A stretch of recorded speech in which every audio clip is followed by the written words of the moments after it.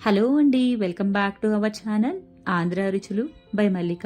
ఈరోజు మనం కప్పు బొంబాయి రవ్వతో గుల్లగా కరకరలాడుతూ మురుకులు ఏ విధంగా ప్రిపేర్ చేయాలో చూద్దామండి.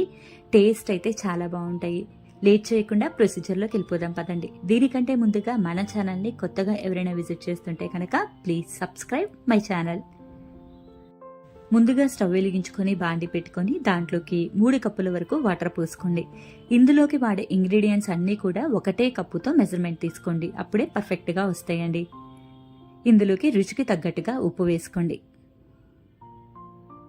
రుచికి తగ్గట్టుగా కారం వేసుకోండి, 1 టేబుల్ స్పూన్ వరకు వాము వేసుకోండి, 2 టేబుల్ స్పూన్ల వరకు నువ్వులు వేసుకోండి, ఒక 3 టేబుల్ స్పూన్ల వరకు ఆయిల్ వేసుకోండి. ఇప్పుడు ఈ వాటర్ మొత్తం కూడా చక్కగా మరగనివ్వండి. చూస్తున్నారు కదండి, ఈ విధంగా మరిగిన తర్వాత 1 కప్పు బొంబాయి రవ్వ వేసుకోండి. మీరు ఏ కప్పుతో అయితే వాటర్ తీసుకున్నారో అదే కప్పుతో బొంబాయి రవ్వ వేసుకోండి. స్టవ్ని మీడియం ఫ్లేమ్లో పెట్టుకొని ఈ రవ్వ మొత్తం కూడా ఉడికేంత వరకు మీరు ఉడికించుకోవాలండి. చూస్తున్నారు కదా, ఈ విధంగా చక్కగా రవ్వ అంతా ఉడికిపోయింది కదా. ఇప్పుడు స్టవ్ ఆఫ్ చేసుకొని పక్కన పెట్టుకుందాం. ఇప్పుడు ఒక మిక్సీ జార్ తీసుకొని దాంట్లోకి 1/2 కప్పు వరకు పుట్నాల పప్పు వేసుకోండి. వీటిని మెత్తగా గ్రైండ్ చేసుకోవాలండి. చూస్తున్నారు కదండి, ఈ విధంగా మెత్తగా పౌడర్ లాగా ఉండాలన్నమాట. ఇప్పుడు ఒక మిక్సింగ్ బౌల్ తీసుకొని దాంట్లోకి ఈ పుట్నాల పప్పుని జల్లించుకొని వేసుకోండి. మురుకుల్లో పుట్నాల పప్పు పౌడర్ వేయడం వల్ల టేస్ట్ చాలా బాగుంటుందండి.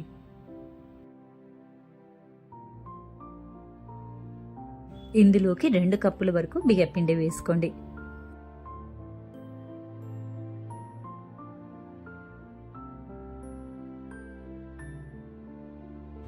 మనం ఉడికించి పెట్టుకున్న రవ్వని కూడా ఇందులో వేసుకుందామండి. ఇవన్నీ కూడా బాగా కలిసేటట్టు కలుపుకోండి.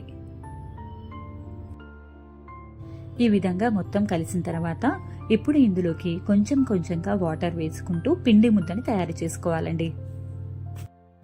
వాటర్ మొత్తం ఒకేసారి వేస్తే మీరు పిండి లూజ్ అవుతుందండి. అందువల్ల కొంచెం కొంచెంగా వాటర్ వేసుకుంటూ పిండిని కలుపుకోవాలి.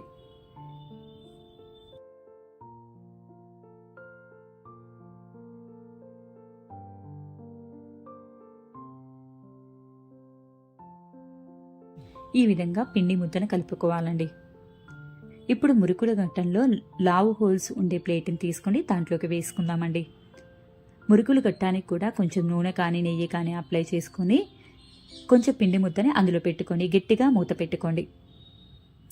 ఇప్పుడు ఒక ప్లేట్లో ఈ విధంగా మురుకుల్లాగా వేసుకుందామండి. మీకు కావాలి అంటే డైరెక్ట్గా ఆయిల్లో అయినా వేసుకోవచ్చు. నేనైతే ఈ విధంగా ప్రిపేర్ చేసుకుంటున్నాను.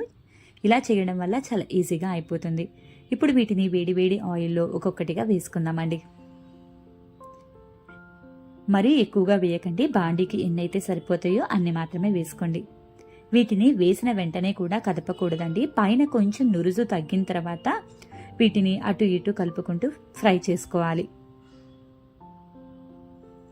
ఈ విధంగా 2 వైపులా కూడా తిప్పుకుంటూ చక్కగా పైన నురుజు మొత్తం పోయి కొంచెం గోల్డెన్ బ్రౌన్ కలర్ వచ్చేంత వరకు కూడా మీరు ఫ్రై చేసుకోవాలండి. చూస్తున్నారు కదండి, మనకి ఈ కలర్ వస్తే సరిపోతుంది. నురుజు కూడా తగ్గింది కదా. ఇప్పుడు వీటిని తీసుకొని ఒక ప్లేట్లోకి పెట్టుకుందాం. ఇదే విధంగా మురుకులు మొత్తాన్ని అన్నీ కూడా చేసుకోవాలండి. అంతేనండి, ఎంతో టేస్టీగా ఉండే రవ్వ మురుకులు రెడీ అయిపోయినాయి. మీరు కూడా ఒకసారి ట్రై చేసి ఎలా వచ్చిందో కామెంట్ చేయండి. మీకు కనుక ఈ రెసిపీ నచ్చినట్టయితే మీ ఫ్రెండ్స్ అండ్ ఫ్యామిలీకి షేర్ చేయండి. మరిన్ని ఇలాంటి హెల్దీ అండ్ టేస్టీ రెసిపీస్ కోసం మన ఛానల్ని సబ్స్క్రైబ్ చేసుకొని కింద ఉన్న నోటిఫికేషన్ బటన్ని ప్రెస్ చేయండి. Thank you for watching.